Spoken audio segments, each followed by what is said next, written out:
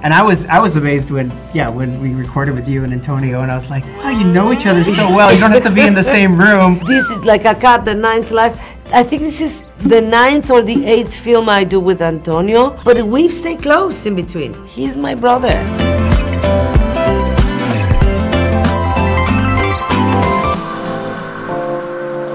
Hi, my name is Nandra. I represent Cinema 21. Nice to meet you, Salma and Joel. Nice to meet you. Hi. Hi. I just watched the movie earlier today and it was so much fun. I'm a big fan. So my first question is for Joel. The movie has a very beautiful and different art direction than the previous movie. Can you tell us what's your inspiration for this movie?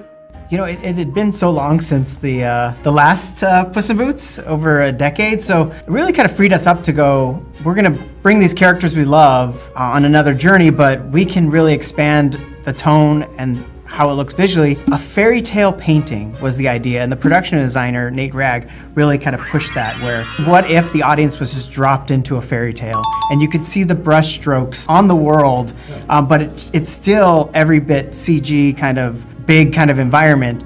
And so that was one inspiration. Another inspiration for us was spaghetti westerns. We love like the big vistas and just being able to, these larger-than-life characters, big adventure, and so we kind of combine those two things together. I see. So Salma, the last time you voiced Kitty Softballs was back in 2011. Is there any difficulties for you getting back to the characters after like 10 years? No, not at all. Not at all, because Antonio and I kind of never got out of the characters, and we're very, very close friends. So we've been Kitty and you know, Softballs and Puss in Boots for 10 years off camera, bickering with each other, having fun with each other, going on many adventures and seeing the different things that have happened in our lives. So we couldn't wait to put it on the screen. He's a very, very close friend, so it was easy. And I was amazed when we recorded with you and Antonio, and I was like, wow, you know each other so well. You don't have to be in the same room. There was so many times where like, have her listen to one of the lines that Antonio did, and she's like, no. I know exactly how he did it, you know, there is a complicity, you know. He's my brother. This is like a cat, the ninth life. I think this is the ninth or the eighth film I do with Antonio, but we've stayed close in between. We're friends. And you can feel it on screen. Okay, so despite being an animated movie and the visual is very colorful and all, the theme of his movie is surprisingly very deep, right? Talking about the value of life, etc. So, Salma, what is your first impression when reading the script? You know, the interesting thing was that, you know, it was there, but I just love working with Joel because he is completely flexible. He knew what he wanted, but he was excited about going into the process and finding it every day deeper and deeper every time. So our conversations, we were laughing a lot, but we were also just to record one line, really working it out, thinking about it, and the intentions of what you do in life are also very important to me, I believe, energetically. And what I can tell you is that we really took the time and the energy to put the best intentions in doing a movie that made people think, but without manipulating them, so that they could see different perspectives and different. And in that way, I found the film very sophisticated because we really did care to make those themes. So I'm so glad that you felt that, because it was definitely an intention, a good intention. And I think having like a soft touch, so where you feel the theme, but you're not just, like you're saying, hit over the head with it. No, how do you make it cool?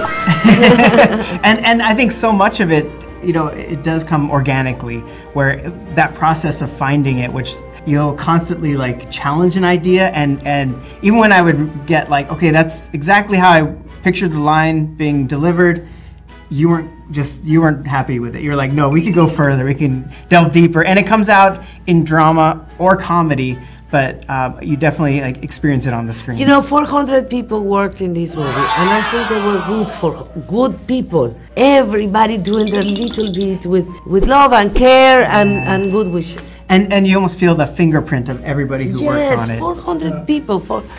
It's wonderful. Okay, so I have a lovely 5-year-old nephew, and if I have to explain the plot of the movie as simple as possible so that I can make him watch the movie with me, what would you say? I can put that on me? Yeah, it's your job. This is a fairy tale, and there's one wish. And all of these people find out maybe they could get there first. And it's a race to find and get to this wishing star. But along the journey, they find that maybe sometimes what we think will make us happy, we already have. Okay, I'm gonna relay your message to my nephew then. or just say, Puss in Boots and Kitty Softpaws are back. It's more exciting, it's hilarious. Action, comedy. Maybe that's for the 5-year-old.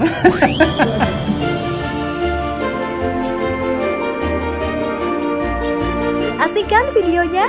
Jangan lupa like, subscribe, dan komen ya.